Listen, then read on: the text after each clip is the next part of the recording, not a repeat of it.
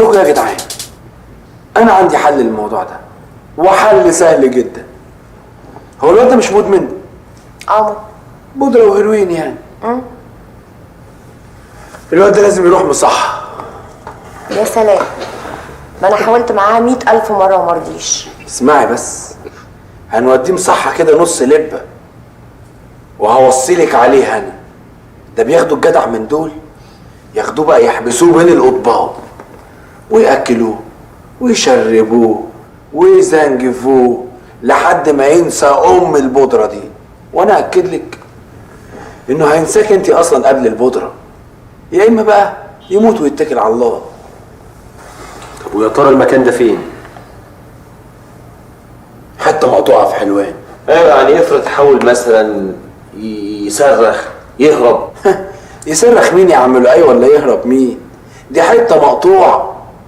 وبعدين صحيح، انت مش معاكي عقد الجواز ده؟ انت ممكن تروحي بيه المصحة دي تمضي عليه بس، والناس دي اللي بيروح يمضي هو اللي لازم يروح يخرجه. ايوه بس انا وزكريا كنا متجوزين بعد عرفي. ما تقلقيش، الناس دي بيهمها الحالة بس، وبعدين كله هيخلص بالفلوس. هما بياخدوا فلوس كتير؟ بالنسبة لك انت يا عسل مش هتبقى كتير. احنا مش جايين نعمل عليكي مصلحة، احنا كل اللي يهمنا ان احنا نخلص منه. بس ده هيبقى حل نهائي؟ يعني هنضمن انه مش هيهرب، مش هيرشي الناس وينط من على السور؟ يا عم خالد، يا عم خالد، الناس اللي محبوسة هناك دي عيال، الناس اهاليهم رمتهم، زهقت منهم خلاص. وبعدين دول قاعدين مع ناس اللي هم ماسكين المصحة يعني مدمنين زيهم، لا ده ينفع يدور ولا ده ينفع يلف. ما تقلقوش يا جدعان.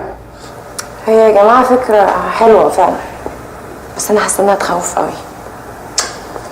ما تخافيش بقى، انا قلت لك طول ما انا جنبك ما تخافيش.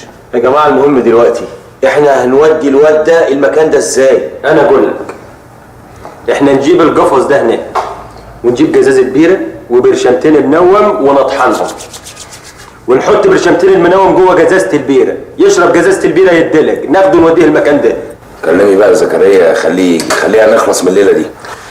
طيب طالما اتفقنا وكله تمام، اروح انا بقى اظبط المصحة دي واستقلكوا الدنيا هناك. قشطة يا عسل، سلام. وانا هقوم اجيب المنوم. وانا اكيد لازم اجي معاكم عشان ادخله بنفسي. لا مش لازم انت توديه بنفسك يا راجل، ما ينفعش، انا لسه معايا ورق الجواز العرفي ولازم امضي على دخوله. اتأخرت عليك. لا لا يا دكتور، ولا يهمك، كلنا فينا العلم. كنا بنقول ايه بقى؟ قول ايه يا دكتور؟ نسيتني؟ انا طلعت يا دكتور اللي جالك من طرف الواد ميشو. ميشو انت اللي جايب زبون مريض جديد. ايوه انا اللي جايب مريض جديد. اسم الله عليك يا دكتوره.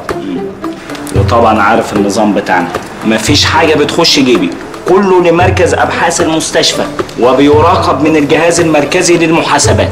يا دكتور انا كل اصحابي زباينك هنا، انا عارف كل حاجه، ما تقلقش انت.